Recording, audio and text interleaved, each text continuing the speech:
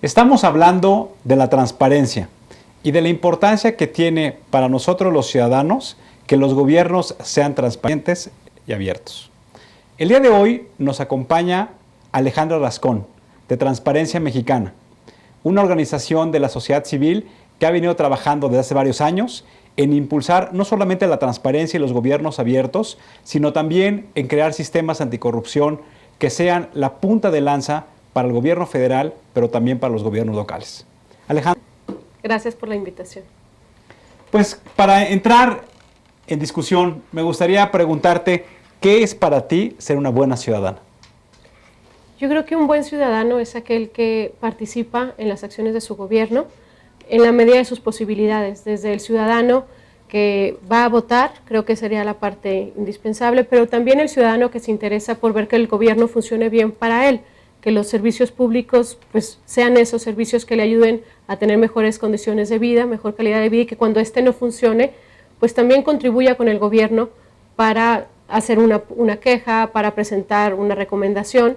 Es un ciudadano que participe y que entiende esta correlación que debe haber entre la ciudadanía y el gobierno para que las cosas funcionen. Alejandra, ustedes han venido trabajando de manera muy importante el tema de la transparencia. Sí. Pero sería importante que nos compartieras cuál es el concepto para ustedes de qué significa transparencia. Transparencia Mexicana fue fundada ya hace 15 años y cuando empezamos trabajando con el equipo de transición del presidente Fox, hablábamos sobre la necesidad de un sistema que se articulara a las diferentes piezas, ¿no? Tanto la parte anticorrupción como la parte de transparencia y acceso a la información, que son dos temas distintos, pero van de la mano, son como dos caras de una misma moneda, ¿no? La transparencia efectivamente es algo que ayuda a prevenir riesgos de corrupción, pero es pues, abrir información, que el gobierno rinda cuentas, que explique por qué toma las decisiones que toman y cómo los programas que opera pues, tienen un impacto en la calidad de vida de la gente. No es nada más abrir información, es también justificar, rendir cuentas, ¿no? A los ciudadanos para los cuales gobierna.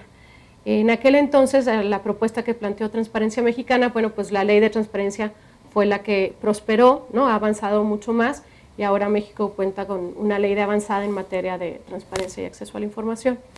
En la parte del sistema, sé que vamos a hablar de eso al rato, bueno, es algo que ahorita estamos también trabajando muy fuerte para esta articulación de la que venimos hablando pues, de tiempo atrás. Pues ya que hablaste de ese tema, ¿por qué no profundizamos? Hoy hay una discusión en el Senado de la República de una ley general de transparencia. Ha habido un ejercicio democrático de establecer audiencias públicas con diferentes instituciones y organizaciones de la sociedad civil que consideran que hay temas que tienen que afinarse. Platícanos la importancia de la audiencia pública y como que los elementos finos de esta nueva ley. Muchas gracias. A finales del año pasado, en diciembre, se realizó un ejercicio de co-creación, un ejercicio inédito en México, de co-creación entre la academia y las organizaciones de la sociedad civil con los legisladores, ¿no? En el Senado. Fueron muchas mesas de diálogo, muchas reuniones de trabajo para hacer una iniciativa que cubriera como diferentes preocupaciones y diferentes inquietudes que la sociedad civil y la academia venían impulsando y que respondiera sobre todo a lo que se planteó en las reformas constitucionales, ¿no? Cómo hacer que la ley secundaria responda a las reformas constitucionales y no como nos ha pasado en muchas otras reformas que estamos teniendo, que queda muy bonita en la parte constitucional, pero en la parte de la ley reglamentaria se complica la cosa, ¿no? Entonces, para evitar esto y para que el ejercicio reflejara las inquietudes de estos sectores, se hicieron estos ejercicios de co-creación, de coparticipación, que nosotros les llamamos de parlamento abierto.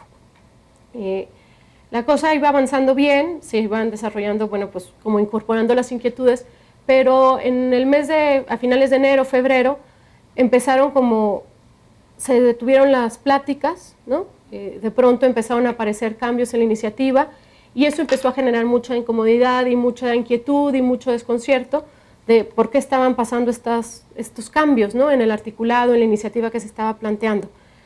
Las audiencias públicas que se realizaron el lunes y el martes tienen la virtud de haber reencauzado este diálogo, de haber reencauzado estos espacios para escuchar la voz de los diferentes actores. Había antes como reuniones de las que se murmuraban, ¿no? En lo oscurito, que si Consejería Jurídica estaba opinando, que si otros actores estaban proponiendo, Y estas audiencias públicas tienen esa gran virtud, ¿no? Volver a poner de manera transparente las cartas sobre la mesa, que Consejería Jurídica abra su juego y plantee sus inquietudes, también lo haga así la sociedad civil, la academia, otros actores, organismos autónomos, el banco, la CNDH, fideicomisos públicos.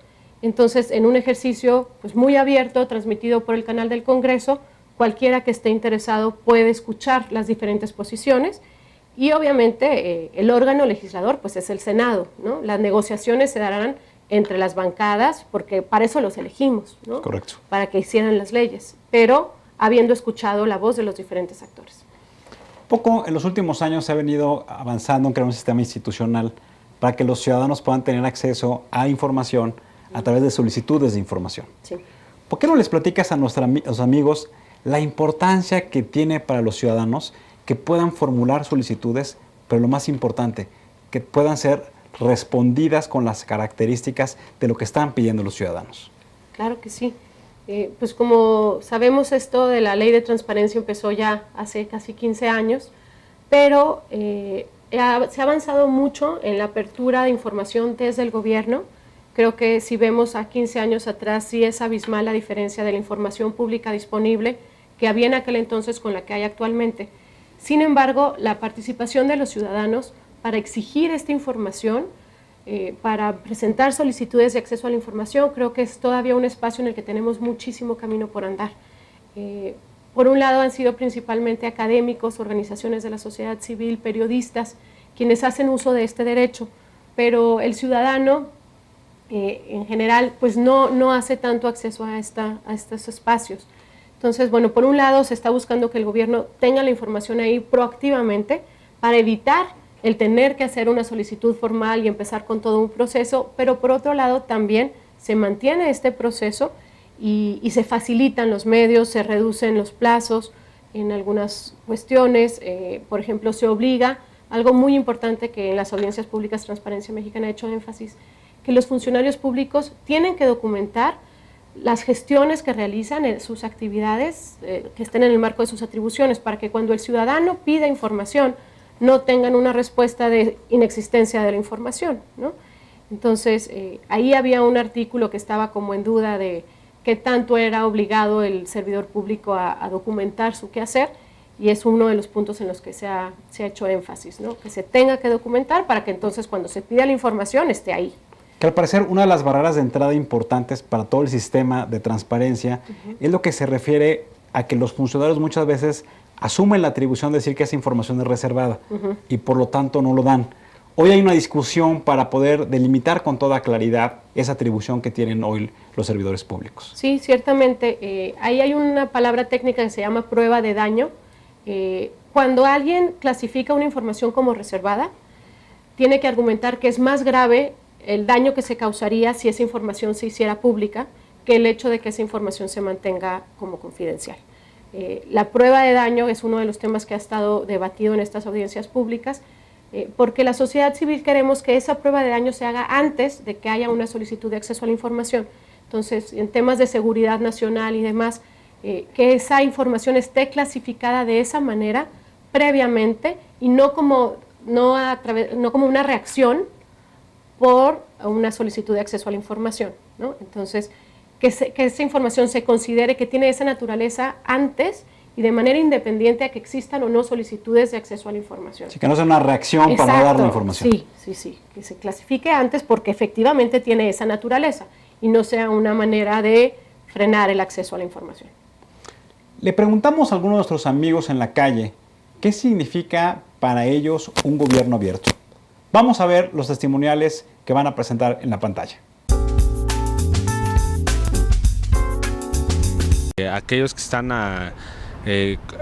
valga la palabra, abiertos a tener propuestas por parte de los ciudadanos. No, ahí sinceramente no. Un gobierno transparente, dar información de todo el trabajo que hacen, de lo que se gasta, de todo lo que se hace día con día, ¿no? En el cual existe democracia, en el que escuchan lo que son las opiniones de todos y más que nada toman en cuenta esas opiniones, ¿no? Porque muchas veces las escuchan pero hacen caso omiso. Pues aquel que da opciones, que deja que la gente pueda opinar o que se encarga de recabar ideas de la gente, ¿no? Igual y me equivoco, va en función de las candidaturas independientes y ciudadanos. Que exprese todo lo que, ahora sí que, en qué trabajan, en qué gastan el dinero, en qué hacen todo, ¿no? Eso es un gobierno abierto, ¿no? Pues un gobierno abierto yo creo que debe ser alguien con unos diputados que se pueda dialogar con ellos, que tengan siempre acceso, las puertas abiertas para acudir con ellos y poder dialogar con ellos. Pero es bien difícil poderlos ver a ellos. Como pudimos observar en los testimoniales, para los ciudadanos es una demanda muy clara que los gobiernos tengan mucha claridad de cuáles son los recursos que se utilizan y cómo se utilizan esos recursos y fundamentalmente los resultados que se pretenden alcanzar y que se alcanzan con el uso de los mismos. Alejandra, ¿qué significa gobierno abierto? Y hoy hay toda una hilvanada importante a nivel mundial de las organizaciones de la sociedad civil que están exigiendo que los gobiernos sean abiertos. Sí, ciertamente. Gobierno abierto es un concepto en construcción, ¿no? No hay una definición exacta ahorita de qué es gobierno abierto. Sin embargo, hay una diferencia fundamental entre gobierno abierto y transparencia. Mucha gente le suena a lo mismo, ¿no? Como sinónimo, pero mientras transparencia es abrir información y rendir cuentas, gobierno abierto es co-crear entre el gobierno y la ciudadanía soluciones para que el gobierno sea mejor.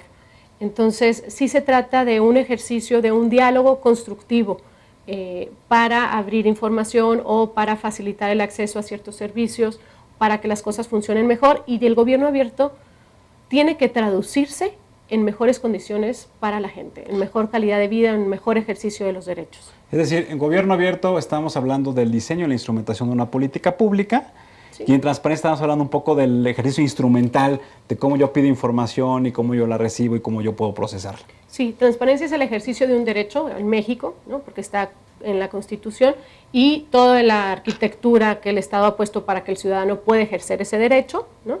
Esa es la parte de transparencia. Y gobierno abierto es un concepto como más vivo, más dinámico y más versátil también, ¿no? Puede haber ejercicios de gobierno abierto para tener mejor acceso a información sobre temas educativos, pero también sobre impuestos, también sobre desastres naturales o sobre industrias extractivas, ¿no? Es un concepto que permite crear mecanismos de políticas públicas tan variadas como la ciudadanía lo demande. Un poco hay la discusión de cómo hacer uso eficiente de la información que se obtiene a través de los sistemas de transparencia. Porque muchas dicen, oye, pues ya pregunté cuáles fueron los recursos que se utilizaron para un programa público en específico. Y después, ¿qué sí? O sea, ¿qué puedo hacer yo con esa información?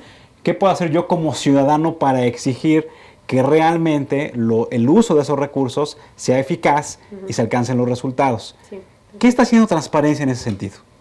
Bueno, desde Gobierno Abierto, por ejemplo, hay un grupo de 8 organizaciones de la sociedad civil que estamos impulsando junto con el gobierno este programa, la Alianza por el Gobierno Abierto, y hay compromisos concretos, 26 compromisos concretos, en los que a través de una consulta pública y con especialistas se identifican estas necesidades, ¿no? en diferentes mesas temáticas que tienen que ver con temas de compras públicas, educación, salud, todos los que comentábamos, y se llegan a compromisos muy, muy concretos, es decir, bueno, por ejemplo, en tema de educación, tenemos acceso a la información, hay bases de datos sobre esto, pero el ciudadano que está aquí quiere acceder a una beca, y el poder acceder a una beca a lo mejor es muy confuso, la información está en diferentes espacios, a lo mejor necesitas conocer al director o tener un contacto que te diga cómo presentar tu solicitud.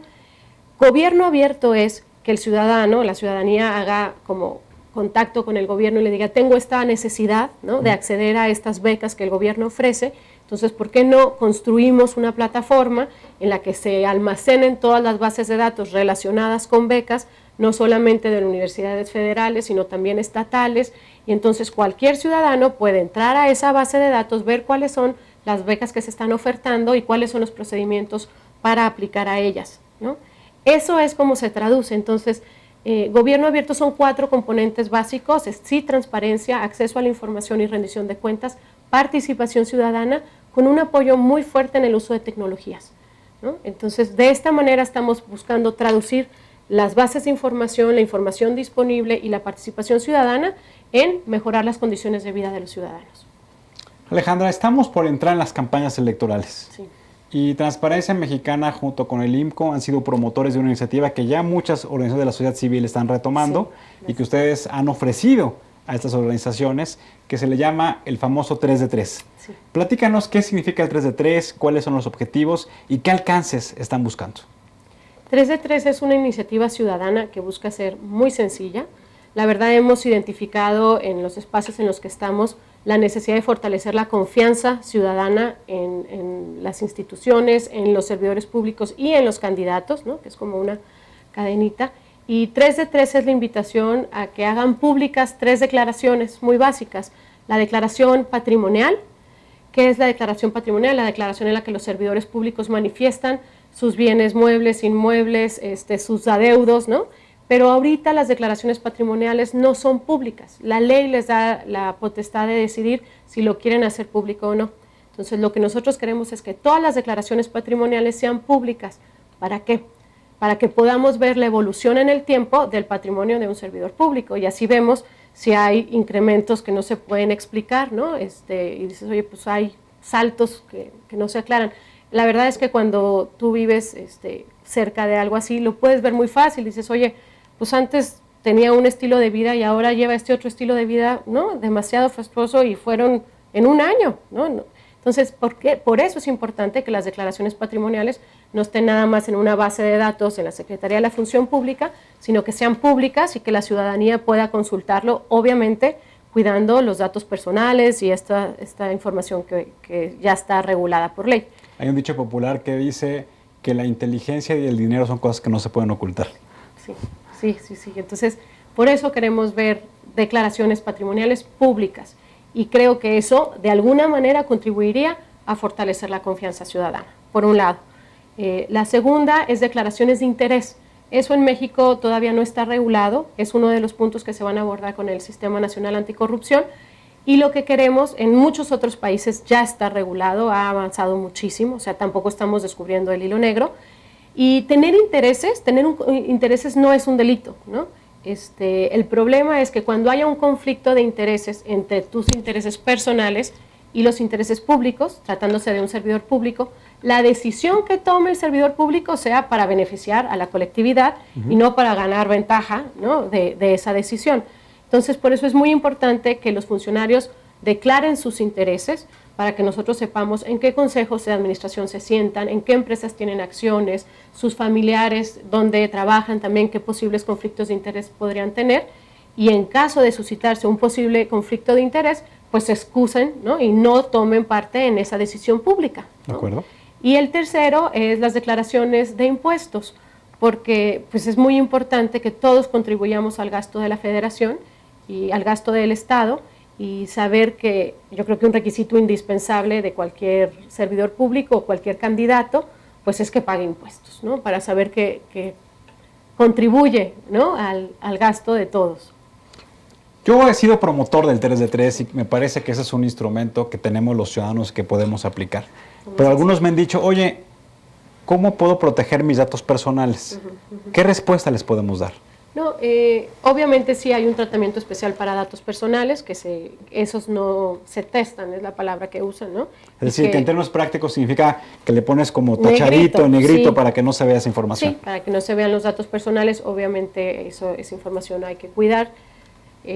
Lo importante de 3 de 3, y yo creo que ahorita dices, es que el ciudadano lo exija. O sea, ¿qué puede hacer un buen ciudadano? Volviendo al tema del programa, es exigirle a tu candidato, ¿no? Él te está pidiendo su voto, pues tú pídele a cambio que haga públicas sus 3 declaraciones, y de esa manera podamos empezar a reconstruir un andamiaje de confianza entre los funcionarios y los candidatos que ahorita pues está muy dañado.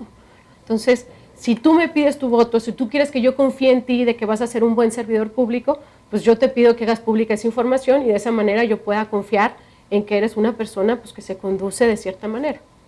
Alejandra, creo que a veces es importante darle acompañamiento a las iniciativas. Sí, ¿Está pensando Transparencia Mexicana que el 3 de 3 una vez que es candidato y una vez que ya es legislador, ¿ustedes le van a dar seguimiento? ¿Cómo están pensando hacerlo? Está pensado ahorita para un primer saque que sea información, bueno, ahorita ya está funcionando como información de legisladores. La invitación es a todos los legisladores federales o locales. ¿Cuántos han suscrito esta declaración? Ahorita muy pocos. Hay 6 legisladores a nivel... O sea, 6 de 500 del Congreso Federal. 6 de 500 y unos son senadores, o sea que son más de 500. Ya. 6 legisladores federales y una legisladora local.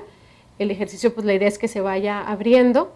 Y bueno, obviamente en la medida en la que más se vayan sumando, pues se va a ir notando quiénes están pues, quedando fuera de la jugada, ¿no? Y la invitación próximamente vamos a abrir este mismo ejercicio para candidatos y la idea es eso, que una vez que ese candidato, si es que llega al cargo de elección popular y en un marco de reelecciones, pues que sea información que nos permita esta trazabilidad de la que hablábamos también con la parte patrimonial, o sea, que veamos cómo se va desempeñando en el tiempo los funcionarios y los candidatos. Parte también de la discusión de los ciudadanos es que los partidos políticos que son sujetos de financiamiento público, porque ahí está el sistema de financiación a los partidos en México, pues también puedan ser grandes sujetos de rendición de cuentas. Sí. Hoy en el proyecto de decreto de la Ley General de Transparencia habla de que también sean sujetos obligados los partidos políticos. ¿Qué es lo que se está planteando por parte de los legisladores y qué está planteando la sociedad civil organizada con respecto a la transparencia en los partidos? Ya son sujetos obligados desde que se aprobó la reforma constitucional hace un año, en febrero del 2014. Se incorporaron entre los sujetos obligados nuevos, están partidos políticos, sindicatos, fideicomisos, ¿no? Entonces, bueno. Lo que hace falta es aterrizarlo, o sea, porque está en términos generales descrito, pero hoy no se ha aterrizado en la práctica cómo se va a hacer realidad ese precepto. Exactamente, sí. Hay ahorita la discusión en que si pudiera ser a través del Instituto Nacional Electoral o si cada partido debería tener como toda esta arquitectura que se exige a las instituciones, como la creación de una unidad de enlace y un comité técnico y todo lo que exige al interior de los sujetos obligados la organización interna para poder atender solicitudes de acceso a la información. La postura personal es que, y institucional, es que los partidos políticos creen sus propias unidades de enlace, ¿no? Porque actualmente ya funciona, antes de la reforma constitucional, ya eran sujetos obligados indirectos, era la palabra que se usaba, a través del instituto. Y la idea es que con esta reforma pues no haya tercerías, no tengas que darle la vuelta a través del instituto para pedir información de un partido, sino que cada partido, como sujeto obligado directo, que marca la reforma constitucional, pueda proveer, atender las solicitudes de información que hagan los ciudadanos. Alejandra, estamos concluyendo el programa y no quisiera dejar de preguntarte el Sistema Nacional Anticorrupción que hace poco fue aprobado. Sí. Platícanos cuáles fueron las grandes virtudes de este nuevo sistema. Muchas gracias por la pregunta. Transparencia Mexicana, como te decía, desde 1999 está impulsando y hablando y abogando por la creación de este Sistema Nacional Anticorrupción. Sé que queda poco tiempo, pero creo que es un esfuerzo que se ha impulsado muy fuertemente desde la sociedad civil y la academia. Creo que las fuerzas políticas pues, han reaccionado positivamente a esta exigencia.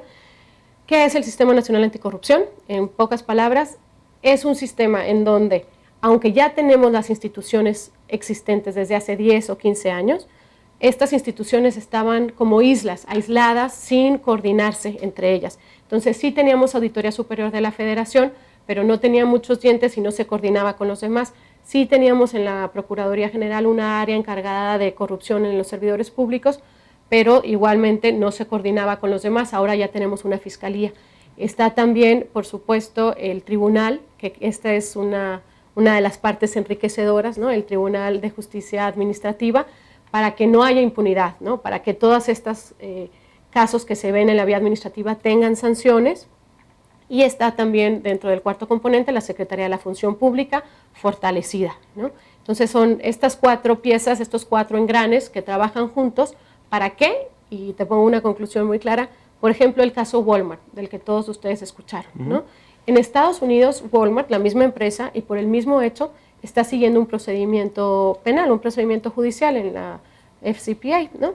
En México ese caso no podemos entrar, está en el limbo, ¿no? Porque la federación no tiene competencia porque fue un hecho que se dio en el nivel municipal, pero el municipio no tiene competencia porque fue un hecho que corresponde a, ¿no? Y entonces, entre que son peras y son manzanas, no hemos podido entrarle a ese caso cuando el mismo hecho ya está siendo investigado en Estados Unidos. ¿Por qué no le podemos entrar? Porque la forma en la que nos estamos organizados, no permite la coordinación entre las diferentes instancias. Entonces, el Sistema Nacional Anticorrupción, como lo pensamos desde ahorita, está visto como en ingeniería inversa, es decir, ¿qué tenemos que hacer para que en México no se vuelva a dar un caso como el de Walmart? Alejandra, ¿cómo nos organizamos? Muchas gracias, Gracias por a el ti, trabajo Tulio. ciudadano de Transparencia Mexicana y gracias a ti también por tu trabajo ciudadano. Encantada, gracias por la invitación. Amigos, recordemos la importancia que tiene el uso de la información pública. Es una herramienta que tenemos, un arma que tenemos los ciudadanos para poder exigir mayores cuentas a los gobiernos. Gracias por vernos el día de hoy y recuerden, ante todo, seamos buenos ciudadanos. Muy buenas noches.